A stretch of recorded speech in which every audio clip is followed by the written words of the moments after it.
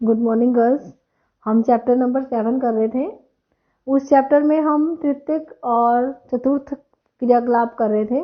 तृतीय क्रियाकलाप और चतुर्थ क्रियाकलाप के विषय में मैंने आपको बता दिया था पहले, और उसके अंदर फिर हमने व्यापार के विषय में पढ़ा था। वाणिज्य क्या होता है, व्यापार कितने प्रकार के कौन कौन से होते हैं। आज हम करेंगे इसी चैप्टर में परिवहन। परिवहन जो होता है, कहीं आना जाना, जब परिवहन की सुविधाएं हमारे पास, परिवहन के साधन होते हैं जिसमें जल मार्ग, स्थल मार्ग, वायु मार्ग और इसके साथ रेल मार्ग भी है। स्थल मार्ग में सड़क मार्ग और रेल मार्ग आता है। जल मार्ग समुद्री मार्ग और आंतरिक जल मार्ग भी होता है, और इसके अलावा वायु मार्ग होता है। तो देखिए, इस प्रकार जो हमारे परिवहन के साधन हैं ये भी हमारी तृतीयक सेवाओं में आते हैं, तृतीयक क्रियाकलाप में आते हैं। परिवहन के साधन हमें किस लिए चाहिए होते हैं? किसी भी व्यापार के लिए हमें परिवहन के साधन चाहिए, क्योंकि यदि हमने सामान बनाना है फैक्ट्रीज में तो हमें कच्चा माल चाहिए। कच्चा माल किसी दूसरी जगह से लाना, उसके लिए हमें परिवहन के साधन चाहिए। या हमने माल को तैयार किया है, माल को तैयार करने के बाद उसे बाजार तक पहुंचाना, तब भी हमें परिवहन के साधन चाहिए। तो परिवहन के साधनों की मांग जो है हमारे पास, वो किस लिए है? उद्योगों के लिए है, व्यापार के लिए है। तो परिवहन एक ऐसी सेवा अथवा सुविधा है जिससे व्यक्तियों, निर्मित माल तथा संपत्ति को भौतिक रूप से एक स्थान से दूसरे स्थान पर ले जाया जाता है। यह मनुष्य की गतिशीलता की मूलभूत आवश्यकता को पूरा करने हेतु निर्मित एक संगठित उद्योग है। आधुनिक समाज वस्तुओं के उत्पादन, वितरण और उपभोग में सहायता देने के लिए तीव्र और सक्षम परिवहन व्यवस्था चाहते हैं। जैसे कि मैंने आपको बता दिया है कि उद्योगों में सामान को, कच्चे माल को लेकर आना और तैयार माल को दूसरे स्थानों पर पहुंचाना, इसके अलावा लोगों को यहाँ से वहाँ जाने के लिए हमें परिवहन के साधनों की बहुत आवश्यकता होती है। इस जटिल व्यवस्था की प्रत्येक अवस्था में परिवहन द्वारा पदार्थ का मूल्य अत्यधिक बढ़ जाता है। ट्रांसपोर्ट का खर्चा भी बीच में आता है। जब हम सामान को दूसरे स्थान पर लेकर जाते हैं, फैक्ट्री से तैयार सामान होलसेल मार्केट में गया, ठीक है, और वहां तक का जो जितना खर्चा आया ट्रांसपोर्ट का वो भी इंक्लूड हुआ। फिर होलसेल मार्केट से रिटेल मार्केट पर गया, वहां तक जाने का फिर से ट्रांसपोर्ट का खर्चा आया। तो माल की जो कीमत है, वस्तु की कीमत बढ़ती जाएगी जैसे जैसे उसमें ट्रांसपोर्ट का खर्चा ऐड होता रहेगा। परिवहन के साधन जो है, परिवहन का खर्चा बीच बीच में ऐड होता रहेगा। तो इस जटिल व्यवस्था की एक प्रत्येक अवस्था में परिवहन द्वारा पदार्थ का मूल्य अत्यधिक बढ़ जाता है। परिवहन दूरी को किलोमीटर दूरी अथवा मार्ग लंबाई की वास्तविक दूरी जो होती है, एक स्थान दूसरे स्थान से कितना दूर है, उसे हम किलोमीटर दूरी कह सकते हैं कि वास्तविक दूरी कितनी है स्थान की। परिवहन की दूरी को इस तरह भी नापा जाता है, समय की दूरी, कितना समय लगा, अथवा एक मार्ग पर यात्रा करने में लगने वाले समय और लागत दूरी, एक स्थान से दूसरे स्थान पर जाने में कितना खर्चा हुआ, तो वो भी हमारे पास परिवहन दूरी कहलाता है। एक तो वास्तविक दूरी हो गई जो एक्चुअल में स्थान के अंदर डिस्टेंस है, गैप है, ठीक है। दूसरा उसमें समय की दूरी होगी, समय कितना लगा।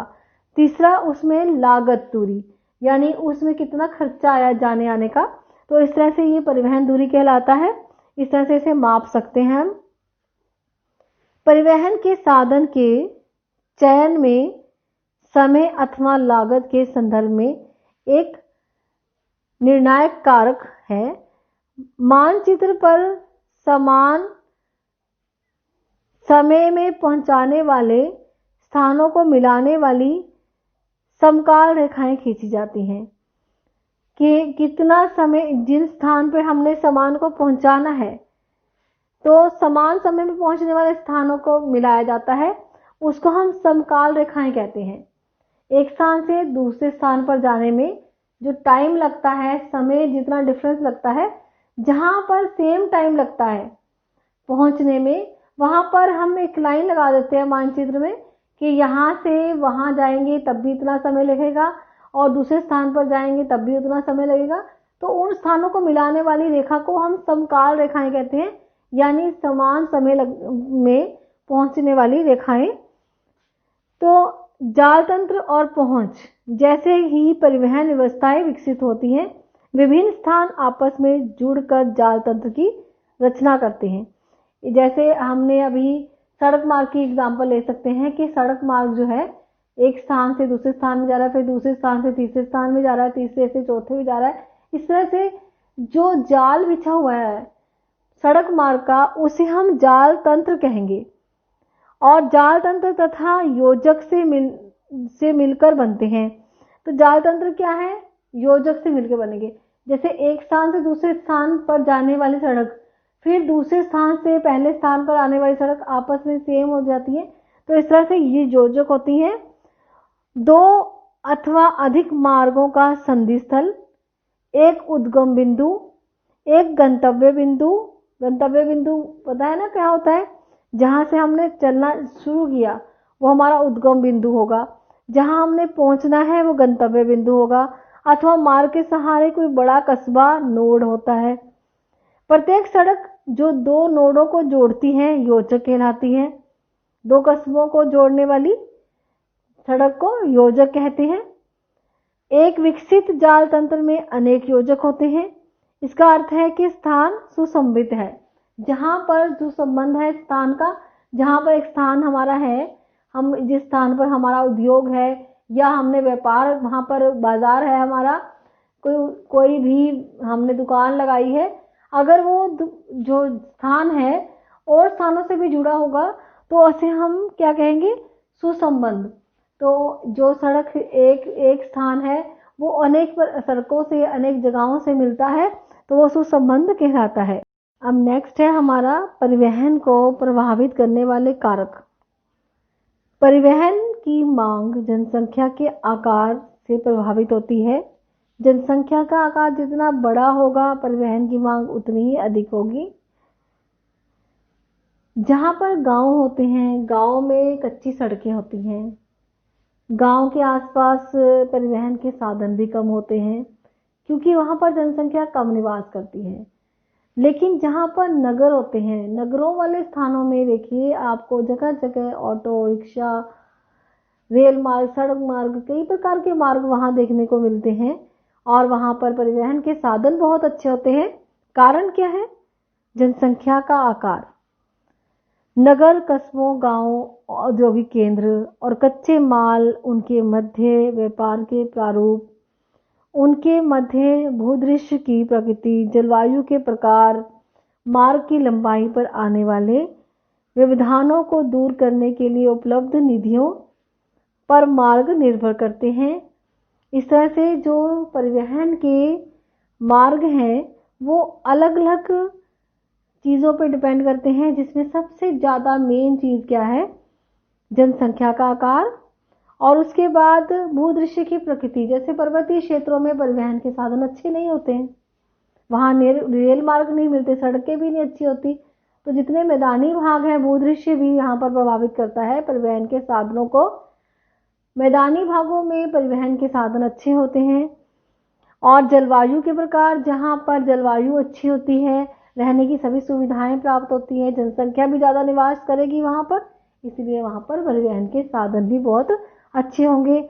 मार्ग की लंबाई पर आने वाले व्यवधानों को दूर करने के लिए उपलब्ध निधियों, यानी कितना पैसा वहाँ की सरकार खर्च करती है, उसी प्रकार अगर वहाँ पर कोई मुश्किलें आती हैं मार्ग बनाने में तो उसमें इतना खर्चा लगता है, उनके पास कितने पैसे हैं, वो उसी प्रकार के परिवहन के साधन बनाएंगे। नेक्स्ट हमारे पास है संचार। परिवहन के साधनों के साथ साथ संचार के साधन भी तृतीय क्रियाकलापों में आते हैं। संचार सेवाओं में शब्दों और संदेशों, तथ्यों और विचारों का प्रेषण सम्मिलित होता है। लेखन के आविष्कार के संदेशों को संरक्षित किया जाता है और संचार को परिवहन के साधनों पर निर्भर करने की सहायता की। मतलब कि ये है कि जैसे संचार के साधन हैं, संचार के साधनों के द्वारा हम अपने शब्दों को, अपने संदेशों को, अपने विचारों को, अपने तथ्यों को एक जगह से दूसरी जगह पर भेजते हैं। और जिस तरह से लेखन के आविष्कार, मतलब लिखने का जो तरीका लोगों को आ गया है, उसने संदेशों को संरक्षित किया और संचार को परिवहन के साधनों पर निर्भर करने में सहायता की। अब संचार के साधन परिवहन के साधनों पर भी निर्भर होते हैं। जैसे अगर हमने किसी को कोई लेटर लिखा है, कोई हम चिट्ठी लिख रहे हैं, पत्र लिख रहे हैं, तो एक स्थान से दूसरे स्थान पर कैसे जाएगी? परिवहन के साधनों के रूप में। आप भी देखते होंगे, आप अपने यहाँ से अगर किसी को कोई खत लिख रहे हैं, कोई पत्र लिख रहे हैं, तो यहाँ से वहाँ भेजने के लिए वो किसी रेल मार्ग से या किसी तरह से यहाँ से वहाँ पहुँचाया जाता है, वहाँ पर तब पहुँचता है। तो जो जितने हमारे संचार के साधन हैं वो परिवहन के साधनों पर निर्भर करते हैं। ये वास्तव में ये तो हाथ से पहुँचाए जाते हैं। पशुओं, नाव, सड़क, रेल और वायु मार्ग द्वारा एक स्थान से दूसरे स्थान पर पहुँचाए जाते हैं। यही कारण है कि परिवहन के सभी रूपों को संचार पथ कहा जाता है। जहाँ परिवहन जाल तंत्र सक्षम होता है वहाँ संचार का फैलाव सरल होता है। मोबाइल, दूरभाष और उपग्रह जैसे कुछ विकासों ने संचार के परिवहन से मुक्त कर दिया है। संचार को परिवहन से मुक्त कर दिया। जैसे अब हमारे पास मोबाइल है, फोन है, तो उसके लिए किसी इंसान को नहीं जाना पड़ता एक स्थान से दूसरे स्थान, हम यहीं बैठकर आराम से बात कर सकते हैं। मोबाइल, दूरभाष और उपग्रह, सैटेलाइट सिस्टम ने और टेलीफोन ने, मोबाइल ने परिवहन के साधनों से संचार को मुक्त कर दिया है। पुराने तंत्रों के संस्था होने के कारण संचार के सभी रूपों का सहचार्य पूर्ण रूप से समाप्त नहीं हुआ है। अभी भी आप देख सकते हैं कि सबके पास मोबाइल नहीं भी है। कुछ ऐसे लोग भी हैं जिनके पास मोबाइल नहीं है, वो अभी भी फ़ोन नहीं करते हैं किसी को, वो अभी भी लेटर लिखते हैं। तो अभी भी कई चीज़ें ऐसी हैं, आपके देखें अभी भी कई प्रकार के ऑफिशियल लेटर भी आते हैं। सब चीज़ें मोबाइल या फ़ोन पर नहीं बताई जाती, लिखित रूप में भी दी जाती हैं। तो अभी भी लेटर जो है डाक व्यवस्था चल रही है। तो एक तो ये सस्ता है, अभी भी संचार के साधन पूरी रूप से जो पुराने खत्म नहीं हुए। अभी भी विशाल मात्रा में डाक का निपटारण डाकघरों द्वारा हो रहा है। कुछ संचार सेवाओं की चर्चा नीचे दी गई है, जैसे दूरसंचार क्या है? ये पूरी तरह से इलेक्ट्रॉनिक है ना, विद्युतीय इलेक्ट्रिक प्रौद्योगिकी के विकास से जुड़ा हुआ है और संदेशों को भेजे जाने की गति के कारण इसे संचार में क्रांति ला दी गई है। समय सप्ताहों से मिनटों में घट गया है। पहले कई महीने लग जाते थे, कई हफ्ते लग जाते थे एक स्थान से दूसरे स्थान पे लेटर पहुंचने में, संदेशा पहुंचने में। तो अब क्या हुआ, मोबाइल और जो टेलीफोन है उसकी जैसे ही इन्वेंशन हुआ है तब से समय में कमी आ गई है। तो एक तो डायरेक्ट बात हो जाती है, जिस बंदे से हमने बात करनी है। अब ये पहले खत लिखेंगे, कहीं पहुंचेगा, वो पढ़ेगा, तब उसे फिर वो लिखेगा, तब हमारे पास आएगा। तो ये बात तो रह नहीं गई। अब जैसे टेलीफोन और मोबाइल है, डायरेक्ट हम उस बंदे से बात कर सकते हैं जिसको हमने अपनी बात कहनी है, और 1 मिनट में कर सकते हैं बात। जहाँ कई वीक्स लग जाते थे, कई मंथ्स लग जाते थे, वहाँ पर अब कुछ मिनटों में ये बात हो जाती है। तार प्रेषण, मोर्स कूट और टेलीकास्ट अब लगभग भूतकाल की वस्तुएं बन गई हैं। रेडियो और दूरदर्शन भी समाचारों, चित्रों और दूरभाष कालों का पूरे विश्व में विस्तृत श्रोताओं को प्रसारण करते हैं। इसलिए इन्हें जनसंचार माध्यम कहा जाता है। क्योंकि आप भी देखते हैं, आपको भी अब दूरदर्शन के द्वारा क्लासेस लगाई जा रही हैं आपकी, और आपको कहीं कहीं से टीचर्स पढ़ा रही हैं दूर दूर से। तो इस तरह से ये एक जनसंचार का माध्यम है, वो सब लोगों को पढ़ाया जा रहा है।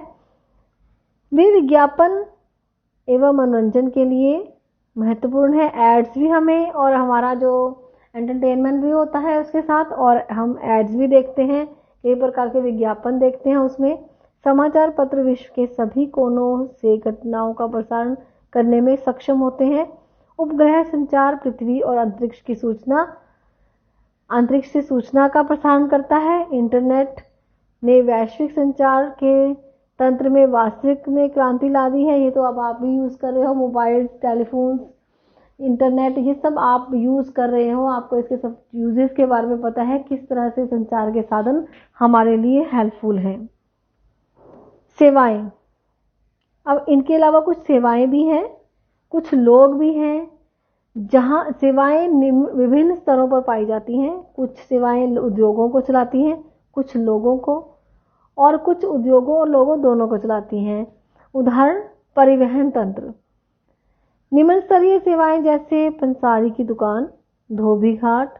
उच्च स्तरीय सेवाएं अथवा लेखाकार, परामर्शदाता, काय चिकित्सक जैसी अधिक विशिष्टीकृत सेवाएं, जैसे हम काय चिकित्सक लिखा है ना, स्किन स्पेशलिस्ट, इसके अलावा और भी बहुत सारे स्पेशलिस्ट हैं।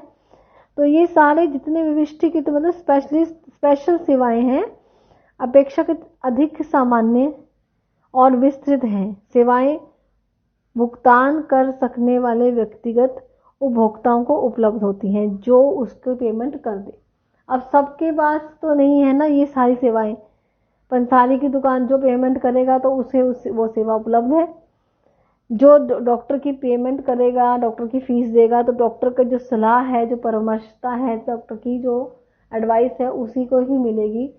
और इसके अलावा परामर्शदाता भी, जितने भी कंसल्टेंट हैं, उनको भी अगर हम पैसे देंगे तब वो हमें कोई सलाह देंगे। तो ये सारी जितनी भी सेवाएं हैं वो क्या करती हैं, सेवाएं भुगतान कर सकने वाले व्यक्तिगत उपभोक्ता को उपलब्ध होती हैं। माली, धोबी, नाई मुख्य रूप से शारीरिक श्रम है। अध्यापक, वकील, चिकित्सक, संगीतकार और अन्य मासिक श्रम कहलाते हैं। इस तरह से हमारे ये भी तृतीय क्रियाकलाप में आते हैं। ये जितने भी लेबर्स हैं ये भी श्रम है। तो यहाँ तक मैं आज आपको करवा रही हूँ। इसके आगे वाला चैप्टर मैं आपको नेक्स्ट वीडियो में करवाऊंगी। Thank you.